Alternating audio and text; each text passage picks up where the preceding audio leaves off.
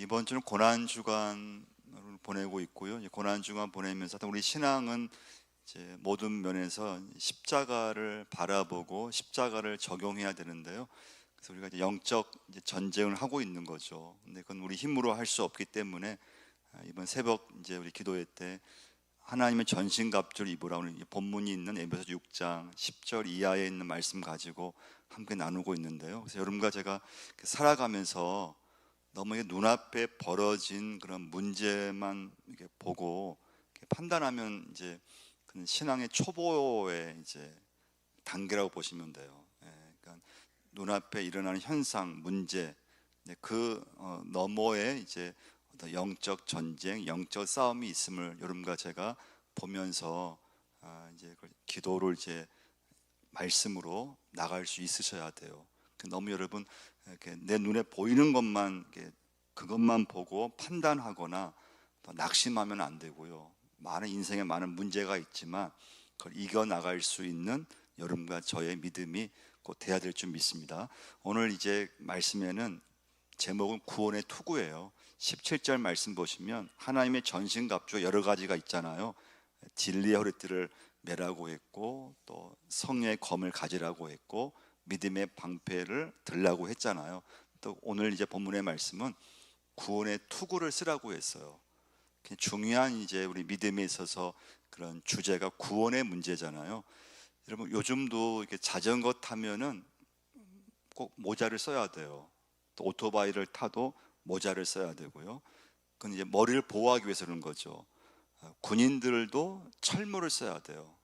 요즘은 좀 다른 그런 이제 재료를 만들었겠지만요. 그런 아주 단단한 머리를 보호할 수 있는 군인들이 그런 어떤 이제 모자를 써야 되고요. 근데 이 로마 시대 이제 이 병사들도 이제 군이 싸울 때 항상 머리를 보호할 수 있는 그런 이제 철로 만든 그런 무기를, 모자를 썼다는 거죠. 그래서 이제 이 구원의 투구라고 했을 때 그 투구에서 중요한 건 머리라는 거예요. 머리요. 근데 마귀는 성도의 머리를 공격한다는 거예요. 그럼 이 머리가 이제 상징하는 게 뭔가 하면요, 머리는 마음과 생각을 의미해요. 우리 항상 마음이라면 가슴을 이렇게 자꾸 생각하잖아요. 근데 여러분 우리 인간의 마음, 감정은 이 가슴에서 나오는 게 아니에요. 머리에서 여러분 생기는 거예요. 우리 마음, 뭐 슬픈 마음, 마음이 기쁜 거, 사람을 볼 때 좋은 마음, 이건 여러분 이 가슴에서 생기는 것이 아니고 머리에서 그 전달하는 거거든요. 그러니까 이제 구원의 투구라고 하는 건 구원의 이 모자를 쓰라는 거잖아요. 근데 머리는 왜 머리를 강조했느냐? 이 사단 마귀가 여러분과 저의 생각을 이렇게 아주 집요하게 파고 들어와요. 그래서 생각을 통해서 이제 시험을 주고, 그래서 이제 생각을 여러분과 제가 이제 잘 해야 되는데요. 마귀는 우리의 마음과 생각에 영향을 끼치려고 해요. 영적 전쟁에서 가장 치열한 그런 곳이 있다면 여러분 생각이라고 생각하셔야 돼요. 생각. 지금 내가 어떤 생각을 갖고 있느냐. 그래서 여러분 이제 그 생각할 때 항상 이제 기억할 것은 내 지금 생각이 이게 어디서부터 이 생각이 나왔는지를 꼭 기억하셔야 돼요. 생각은 여러분 크게 세 가지로 나눠 볼 수 있어요. 어떤 생각이든지 첫 번째, 생각의 기원이 나로부터 시작되는 생각이 있어요. 인간적인 생각이죠. 하여튼 살아가면서 또 어떤 사람을 볼 때, 어떤 사물을 볼 때 내가 판단하는 게 있다는 거예요. 내가 생각하는 게 있어요. 두 번째는 우리 예수를 믿기 때문에 하나님이 주신 생각이 있어요. 그러니까 믿음의 생각, 말씀의 생각, 뭐 헌신의 생각, 봉사하고 싶은 생각, 또 남을 도와주고 싶은 생각, 전도하고 싶은 생각, 할렐루야. 그런 생각들은 하나님이 주시는 생각들이에요. 은혜를 받으려고 한다든지요. 근데 세 번째가 있는데 이 세 번째는 마귀가 주는 생각이 있으면 꼭 기억하셔야 돼요. 요한복음 13장 2절 말씀 보시면요, 마귀가 벌써 시몬의 아들 가룟 유다의 마음에 예수를 팔려는 생각을 넣었더라는 말씀이 있어요. 마귀가 준 생각을 유다가 받아들였다는 뜻이에요. 그래서 여러분과 저는 오늘 말씀에서 마귀가 주는 생각을 덥석 받으면 안 되겠죠, 그렇죠? 마귀가 주는 생각은 어떻게 하든지 대적을 해야 돼요. 그래서 여러분 우리 예수 믿으면서 지금 내가 이 생각이 인간의 생각인지 또 내 생각인지 아니면 이게 진짜 믿음의 생각인지 아니면 마귀가 주는 생각인지 이걸 잘 분별할 수 있어야 돼요. 근데 내 생각도 때로는 하나님 생각처럼 여긴다든지 마귀의 생각인데 아주 이건 인간의 생각인데 이것도 막 좋은 생각처럼 여긴다든지 그러면 그건 문제라는 거예요. 베드로에게 우리 잘 아는 말씀이죠. 예수님이 십자가를 지셔야 되는데 예수님께서 죽으시고 사흘 만에 다시 살아나신다는 말씀을 할 때 베드로가 굉장히 그걸 막 거부했잖아요. 주님, 그런 일이 일어나서는 안 됩니다. 이때 예수님께서 뭐라고 했습니까? 베드로한테 베드로가 이르시되 사탄아 내 뒤로 물러가라. 너는 나를 넘어지게 하는 자로다. 내가 하나님의 일을 생각하지 아니하고 도리어 사람의 일을 생각하는도다 하시고, 자, 여기서 예수님 베드로에게 사탄아 내 뒤로 물러가라고 했을 때 베드로가 사탄이라는 말은 아니에요. 마귀가 베드로의 생각에 영향을 주었다는 것을 예수님께서 이제 베드로에게 사탄아 내 뒤로 물러가라고 말씀하신 거예요. 그러니까 그러면 오늘 말씀에서 17절 다시 한번 보세요. 읽어보겠습니다. 구원의 투구와 성령의 검 곧 하나님의 말씀을 가지라. 그럼 구원의 투구라고 하는 것은 사단이 구원에 관련된 공격을 한다는 거예요. 그러니까 내가 구원 받았는가? 내가 구원의 확신이 있는가? 이 부분을 사단이 계속 공격해요. 첫 번째 메시지에 오늘요.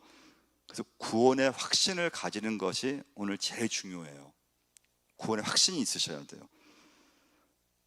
예수 믿으면서 확신을 갖고 있는 신앙과 예수를 믿기는 믿는데 확신이 없는 신앙은 완전 달라요. 여러분 뭘 하든지 확신이 없으면 이건 뭘 하기가 어려워요. 특히 여러분 신앙생활을 하면서 확신이 없이 하면은 아무도 이룰 수가 없어요. 특히 지도자에게 중요한 건 여러분 확신을 갖고 있어야 돼요. 뭘 하든지.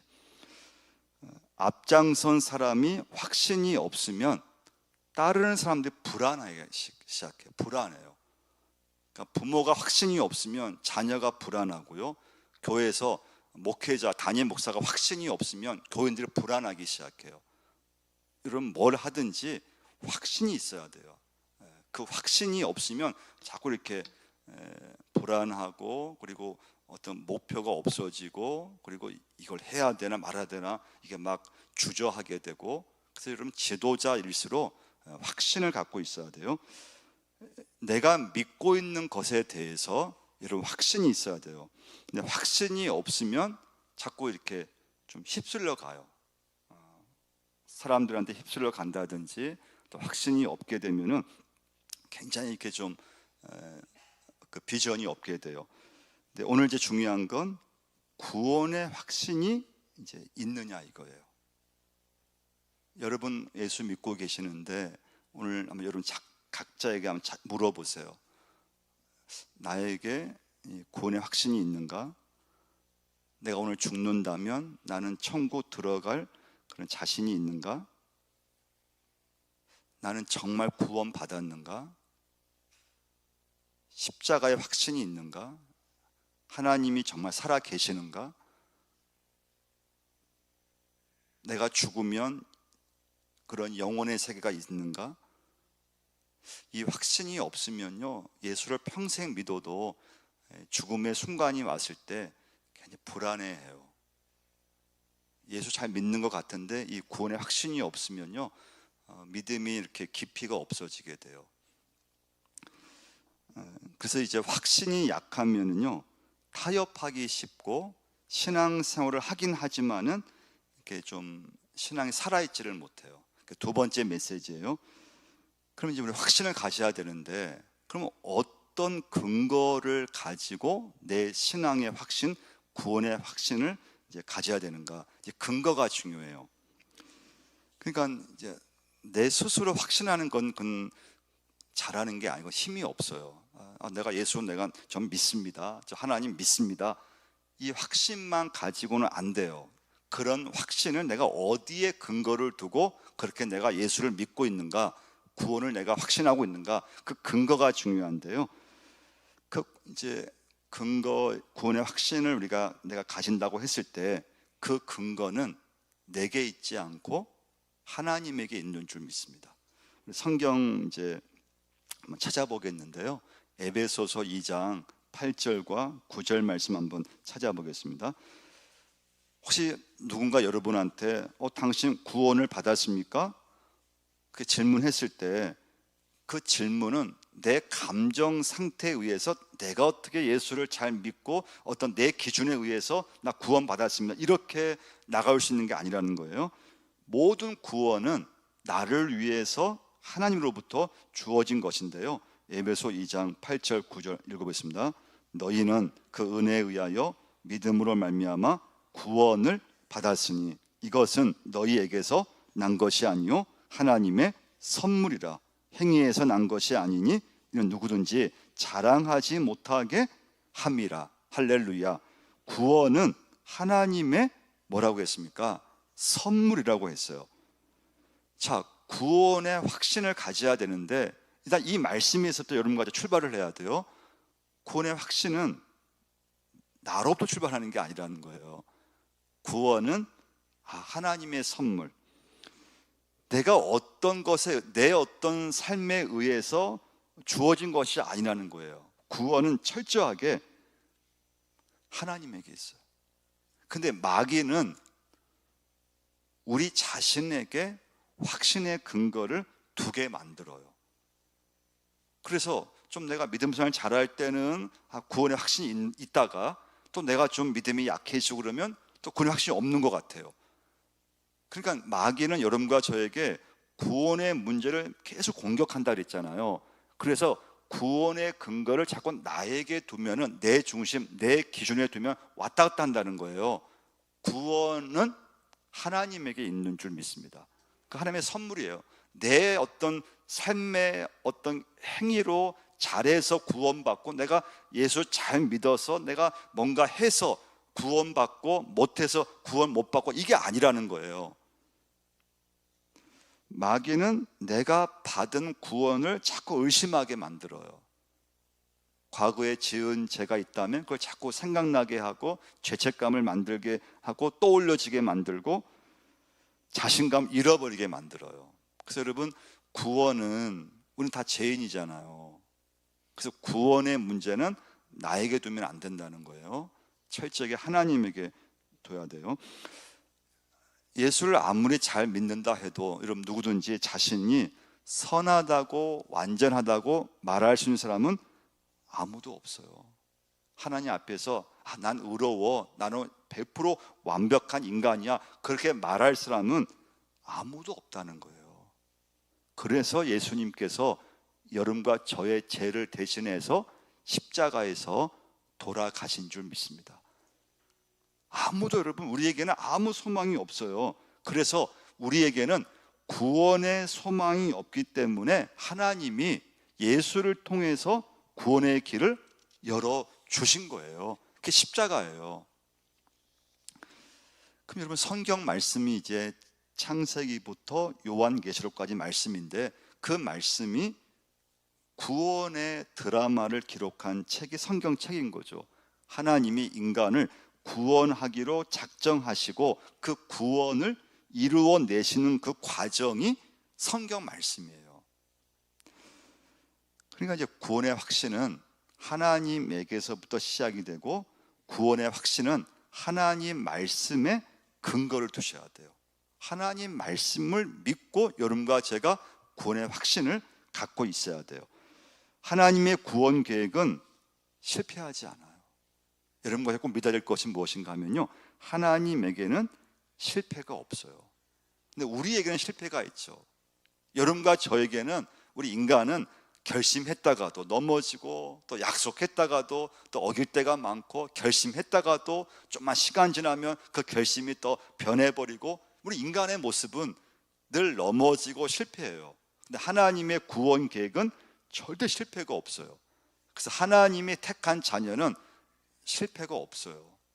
내가 넘어질지라도, 내가 부족할지라도 하나님의 구원의 계획은 실패가 없는 줄 믿습니다. 거기에서부터 구원의 확신을 가져야 돼요. 우리 말씀 하나 더 찾아보겠는데요, 요한복음 10장 28절 29절을 한번 찾아보겠습니다. 요한복음 10장 28절 29절인데요,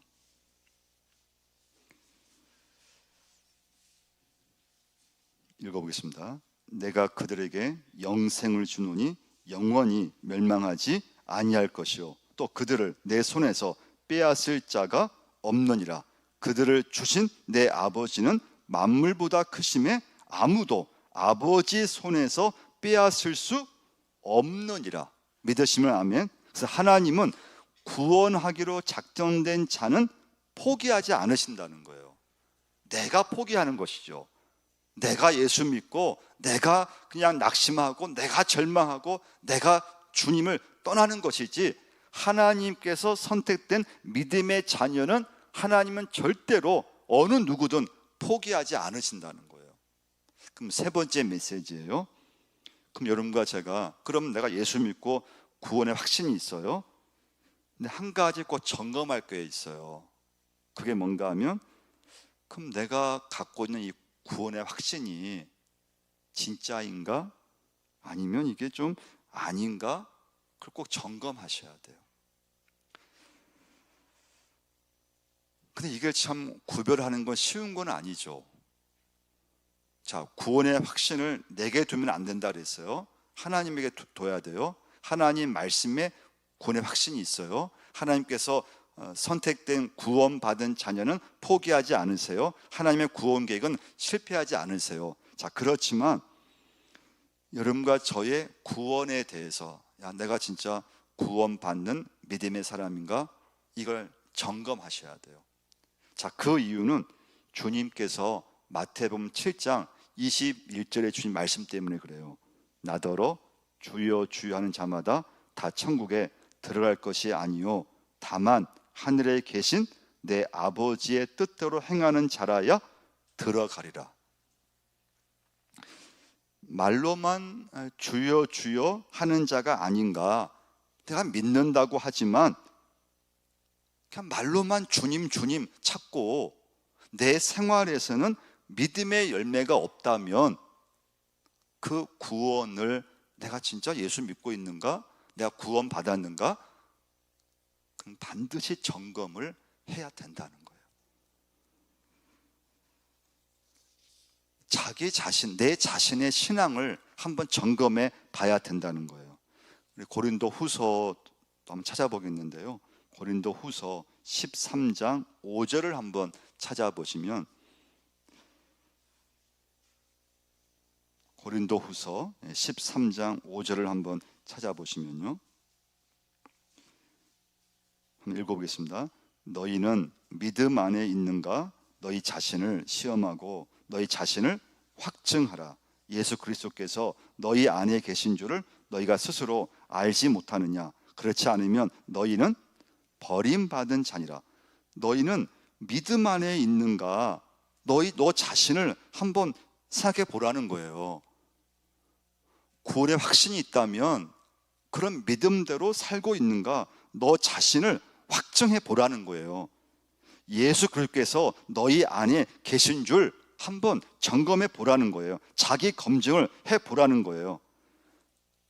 이게 참 어려운 일이죠, 그렇죠? 근데 반드시 해야 돼요. 내 믿음을 한번 점검해 보셔야 돼요. 자, 그러면 구원을 받았다는 것이, 그럼 뭘로 내가 내 믿음에서 내 스스로 점검할 수 있냐 이거예요. 뭘로 점검할 수 있겠어요? 여러분, 내가 구원받았음을 예배드리는 것으로 점검할 수도 있고, 또 내가 기도하는 것으로, 또 하나님을 의지하는 것으로 점검할 수 있어요. 여러분, 구원받은 사람의 가장 뚜렷한 증거는 뭔가 하면요, 하나님의 뜻대로 살고 싶은 마음이 생긴다는 거예요. 할렐루야. 누가 구원받은 사람인가? 내가 정말 구원받았는가? 그러면 오늘 내가 하루 살아가면서 그 사람은 반드시 하나님의 뜻으로 살고 싶은 마음이 든다는 거예요. 근데 그런 마음이 전혀 없다. 근데 난 예배드리고 있고 막 기도하고 있고, 근데 내 실제 삶에서는 하나님 말씀대로 살고 싶은 마음이 1도 없다. 그럼 이건 문제가 있다는 거예요. 내가 진짜 구원받았는가? 점검해 봐야 된다는 거예요.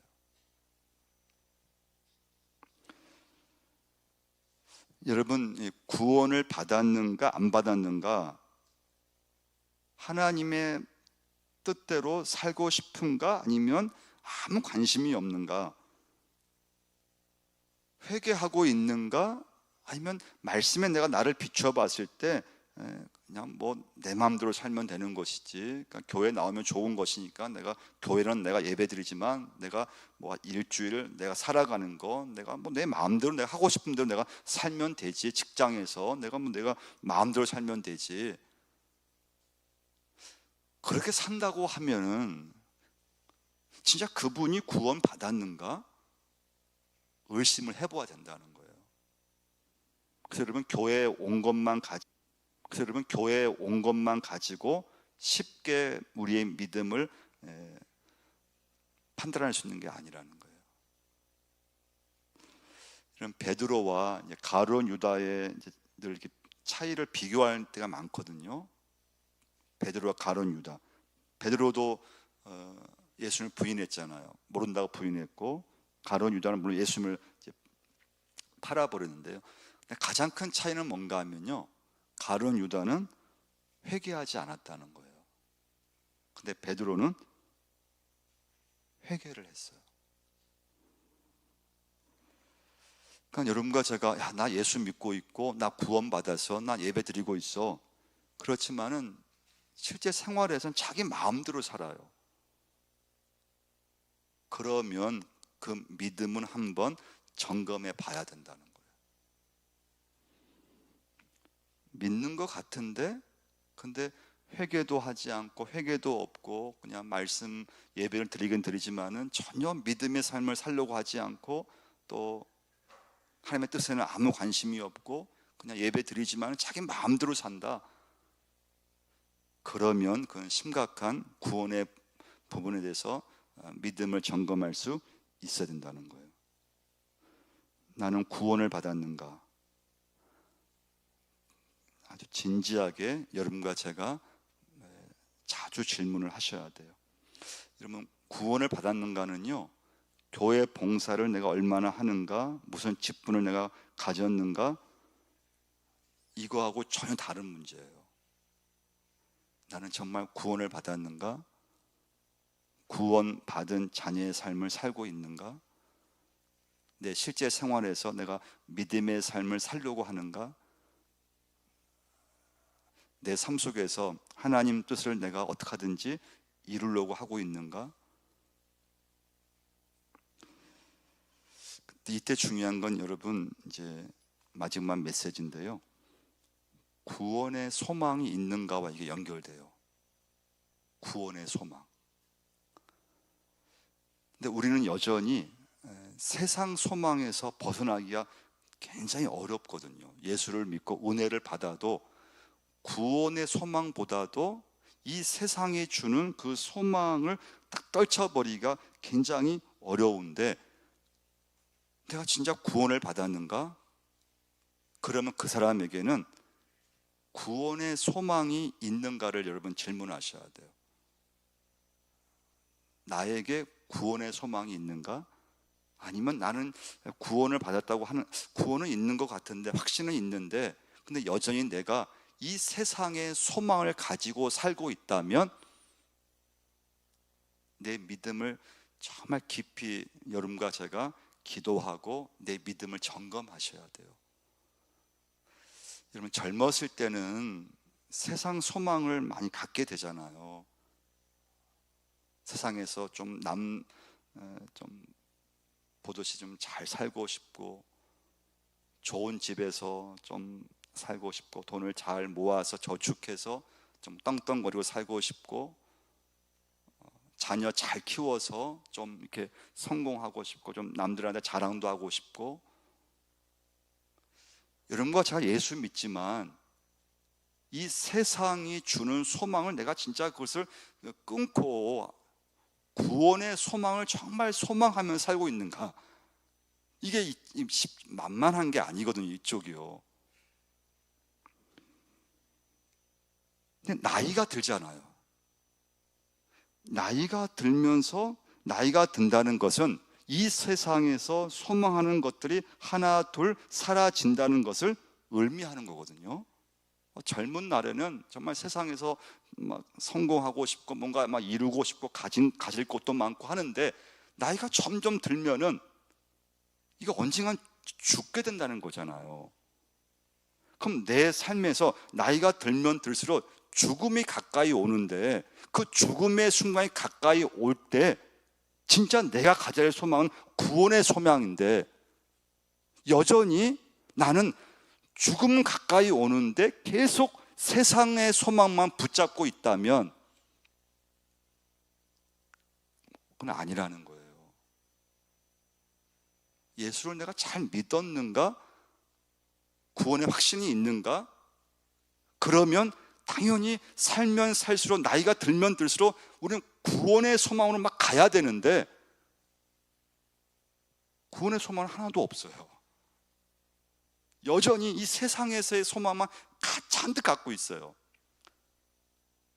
돈을 엄청 모았는데, 돈을 많이 갖고 있는데, 아니 오늘 내가 마지막 이 땅에서 죽는다고 하면은 그 많은 돈이 내게 무슨 의미가 있냐 이거예요. 그때 필요한 건 여러분과 저에게 구원의 소망인데, 할렐루야, 하늘 소망인데, 그럼 여러분과 제가 예수 믿으면서 이 구원의 소망이 없다면 믿음을 정말 다시 기초부터 점검하고 믿음 생활을 다시 시작한다는 마음으로 하셔야 된다는 거예요. 그 사람 여러분과 제가요, 예배 드리고 또 직분 받고 있고 또 교회 평생 다녀도 우린 끝없이 세상 소망에서 허우적거려요. 그렇기 때문에 우리가 구원의 소망을 잃어버리고 자꾸 세상적인 것에 의해서 우리 삶이 왔다 갔다 해버려요.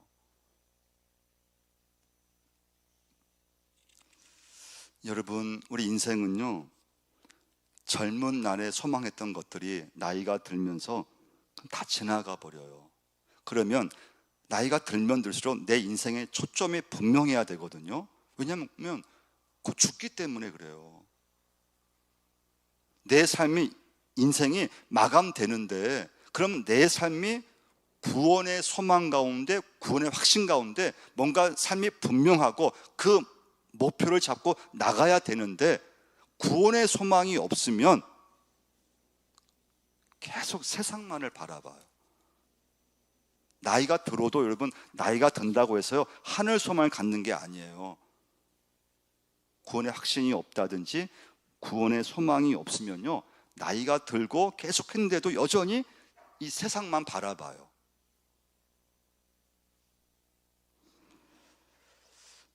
여러분, 인생은 결국 마지막 순간에는 한 가지로 딱 귀결이 돼요. 그게 구원이에요. 우리가 사는 세상에 소망이 있느냐? 세상 소망이 있잖아요. 근데 그 소망은 사실은 순간적인, 일시인 거잖아요. 내가 그걸 아무리 갖고 있어도 내 인생에서 마지막 죽음의 순간이 온다면 내 인생의 마지막 종착점은 구원의 소망인데, 할렐루야, 그 믿음을 분명히 갖고 살아야 되는데, 이 구원의 확신이 없으면 우리는 계속해서 나이가 들어도 세상 소망만을 붙잡고 살게 되어 있다는 거예요. 그래서 오늘 바울이 에베소를 쓰면서 구원의 투구를 쓰라고 계속 강조하는 거예요. 그래서 여러분, 우리가 살면서 구원의 문제가 해결되지 않으면 우리 믿음은, 우리 삶은요, 자꾸 이렇게 미궁에 빠질 때가 굉장히 많아요. 믿는 것 같은데 믿음이 없어요. 믿으면서 잘하는 것 같은데 여전히 세상적인 거고, 교회에서 봉사하는 것 같은데 세상에서는 그냥 자기 마음대로 살고, 늘 이렇게 왔다 갔다 해버리는 거예요. 그 이유는 여러분과 제가 예수 믿지만 구원의 확신을 갖고 있지 못해서, 그래서 우리는 여전히 예수를 믿지만은 구원의 소망을 붙잡고 살아야 되는데, 구원의 소망이 아니고 자꾸 우리는 구원을 받았지만은 자꾸 세상 소망을 자꾸 이렇게 이쪽에 미련을 버리지 못하는 거예요. 이 세상이 전부라면 참 인생은 비극이죠. 그러나 여러분과 제가 예수 믿으면서 천국의 비밀을 깨달은 사람은 다른 거예요. 그건 여러분, 세상에서는 경험할 수가 없는 거예요. 그래서 이 믿음의 즐거움, 구원의 즐거움, 영적 생활의 즐거움이 진짜인데, 이 기쁨을 여러분과 제가 예수 믿으면서 이걸 경험할 수 있어야 된다는 거예요. 예. 오늘 말씀의 결론이에요. 그러기 위해서 구원의 투구를 단단히 쓰고 있어야 돼요. 예. 그래서 구원이 한번 흔들리잖아요. 그럼 모든 게 흔들려요. 예. 구원이 흔들리면 소망도 흔들리고 믿음도 흔들리고 인생이 전체가 흔들려요. 근데 구원의 확신을 가지고 우리의 소망을, 구원의 소망을 자꾸 품으려고 하셔야 되고, 그리고 세상 소망은 나이가 들면 들수록 이쪽이 진짜 없어져야 돼요. 하늘 소망으로 막 가야 되고 이 초점이 분명해야 되는데, 그때 중요한 건 구원의 확신을 여러분과 제가 가져야 돼요. 그래서 여러분, 구원받은 사람은 삶의 초점이 굉장히 분명해요. 살아가는 이 모습이 분명해요. 교회에서든 뭐 직장에서든 뭐 예배 드리건 뭐 세상에 살건 거의 일관되게 되어 있어요.